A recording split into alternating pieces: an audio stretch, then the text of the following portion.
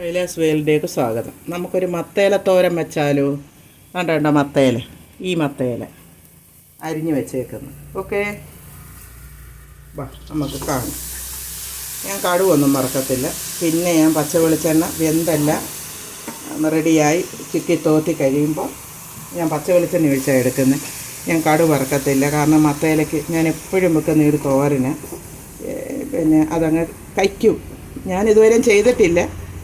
ഞാനിങ്ങനെ ഇത് വെച്ചാണ്ട് ഇതിൻ്റെ പൂവെല്ലാം ഉണ്ട്. കണ്ടോ, പൂവുണ്ട്, ഇതുണ്ടായി വരുന്ന കായുണ്ട്, ഉണ്ടായി വരുന്ന പൂവുണ്ട്, അങ്ങനെ എല്ലാം ഉണ്ട്. കായുമൊക്കെ ഞാൻ എൻ്റെ കുഞ്ഞു കായൊക്കെ അരിഞ്ഞിട്ടിട്ടുണ്ട്. ഇഷ്ടംപോലെ അതിലുണ്ട്. നമുക്ക് ഇഷ്ടം പോലെ ഉണ്ട്. ഞങ്ങളൊരു കൊല്ലം കൊണ്ട് എടുക്കുക. ഇനിയും കാന്താരിയും തേങ്ങയും വെളുത്തുള്ളിയും കൂടെ അരച്ച, ജീരകം ചേർക്കത്തില്ല, കഴിക്കും. അത് നമുക്കൊന്നിടാം.